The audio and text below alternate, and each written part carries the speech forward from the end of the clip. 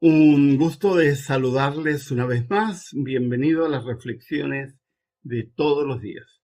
Los días lunes solemos comentar 5 libros. Hoy día vamos a comentar 5 libros acerca de la felicidad. Libros que a mí me han impactado sobre el tema. En realidad hay muchos. Voy a mostrar 5 y en algún momento voy a mostrar otros 5 porque hay muy buenos libros sobre este tema. Un tema que lamentablemente algunas personas obvian o que simplemente no los consideran.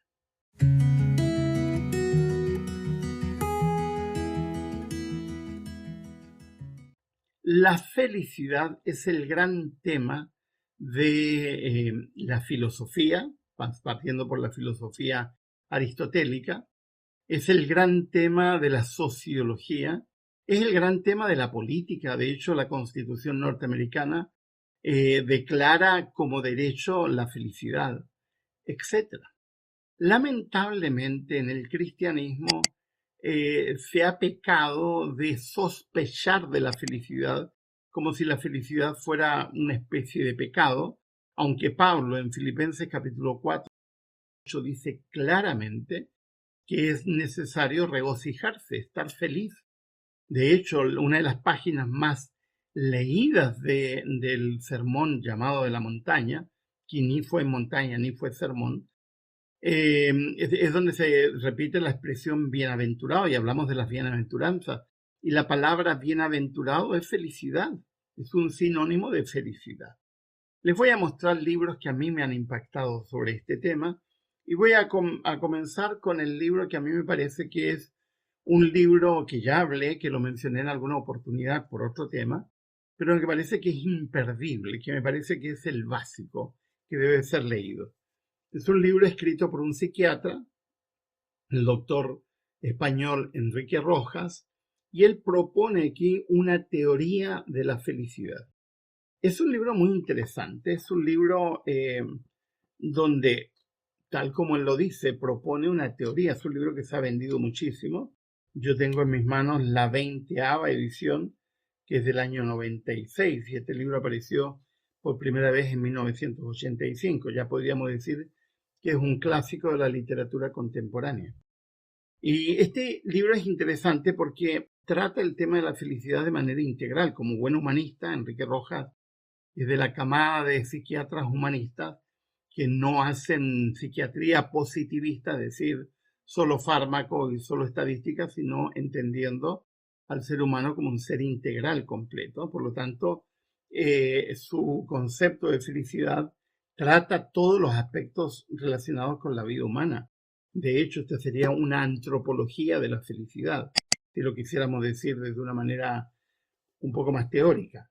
Así que yo lo recomiendo mucho. Este sería el libro base, una teoría de la felicidad, donde Enrique Rojas propone, entre otras cosas, la importancia del proyecto de vida, la importancia de los objetivos, la importancia de tener un qué hacer, porque es un concepto de Ortega y Gasset, filósofo español, la importancia de ocuparse en lograr objetivos y cómo la falta de objetivos, la falta de metas, hace que muchas personas terminen siendo infelices porque viven al día, sin proyección y sin el entusiasmo que produce el saber que estás buscando objetivos que lograr.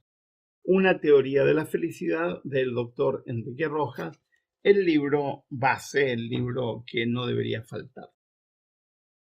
Un libro didáctico que no podía ser de otra forma, escrito por un autor que yo admiro mucho, he asistido a varias de sus conferencias en Argentina, el doctor Julio César Lavaque, Coraje y Alegría de Vivir. Es un libro de aforismos, interesante, pequeñito, pero con una cantidad de ideas extraordinarias. El Lavaque es un educador, y es un educador que transmite, él tiene varios libros, ya vamos a hablar de algunos de los otros, pero este me gusta porque el aforismo tiene la gracia de transmitirte ideas muy profundas en solo 2 o 3 frases. Hay grandes aforistas como Nietzsche, por ejemplo, que sus libros son todos de aforismos, grandes, porque sus aforismos no eran tan pequeños como los de Lavaque, o Marco Aurelio, que sus aforismos son clásicos, hay aforistas extraordinarios como Pascal, por ejemplo, etcétera, o Montaigne, que son grandes aforistas. Este es un libro de aforismos muy interesante. Vivir proclamando que somos unos miserables suele ser una sutil maniobra del orgullo. Claro, nos permite ser felices. Una cosa es aprender a ser uno mismo y otra vivir rompiendo con todos. Es decir, habla del equilibrio, de la necesidad de entender que estás con otros, así que tienes que hablar de respeto. Hay quienes se glorían de no discrepar nunca, como si con plastilina se pudieran sostener los rascacielos. Cada vez que yo me encuentro con alguien que no discrepa nunca, yo digo, o es un cobarde, un pusilánime, o es una persona que no tiene opinión, o simplemente es un político que está buscando sacar provecho y por lo tanto no se casa con nada. Hay que saber esperar, las noches no son eternas. El que no ama lleva el infierno en sí mismo, etc. Un muy buen libro, pequeñito, fácil de leer. Luego tengo en mis manos un libro filosófico, un libro muy interesante, muy sesudo. No es de lectura fácil como el libro de Lavaque que acabo de mencionar, pero es un libro que realmente invita a la reflexión. Fue escrito por Julián Marías, allí, a ver, ahí o al revés. Julián Marías, La felicidad humana. Julián Marías, un filósofo español que ya murió. No hay que confundir con su hijo Javier Marías, que también es escritor. La felicidad humana. Y lo que él hizo fue hacer un análisis de la felicidad humana desde la perspectiva de la filosofía. Pero hace algo muy interesante en este libro. Toma el concepto de la filosofía, pero va rastreándolo históricamente. Incluso hay un capítulo dedicado a las bienaventuranzas, el capítulo 8, las bienaventuranzas como promesa cristiana de la felicidad. Un análisis muy interesante sobre las bienaventuranzas que ayuda a pensar que el cristianismo está basado en la felicidad y en la búsqueda de la felicidad y de cómo se perdió ese concepto lamentablemente en la Edad Media, donde se empezó a dudar de la felicidad. ¿Se acuerdan del libro que mencioné en algún momento de Humberto Eco, El nombre de la rosa? Que narra un poco lo que vengo diciendo, que en la Edad Media se perdió el sentido de la felicidad y empezó a sospecharse. De eso se trata ese libro, de cómo moría gente en un monasterio hasta que descubrieron que morían porque hacían este movimiento. Poner saliva en la mano para dar vuelta las hojas de los códices que eran grandes. Y el bibliotecario le había puesto veneno en las orillas porque sostenía que leer el libro de la felicidad de Aristóteles era un pecado, porque no había que estar feliz. Hice una especie de spoiler del libro, lo siento, el que no lo ha leído, de eso se trata del libro. Ya la regué, como dicen en México, pero bueno, pero léanlo porque es muy interesante.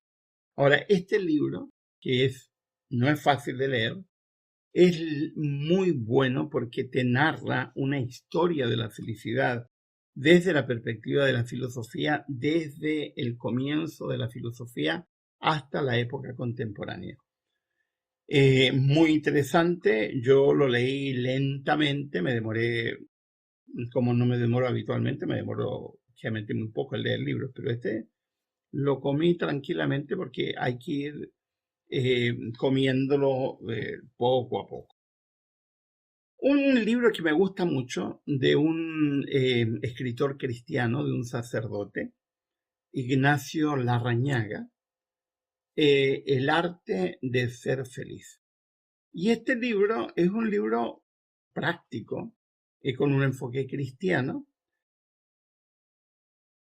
Habla sobre el arte de vivir. Sálvate a ti mismo. Los imposibles, es decir, de las malas prácticas, de las falsas expectativas. Hay que dejarlo. Obsesiones y angustia. Obsesionarte no te ayuda en nada.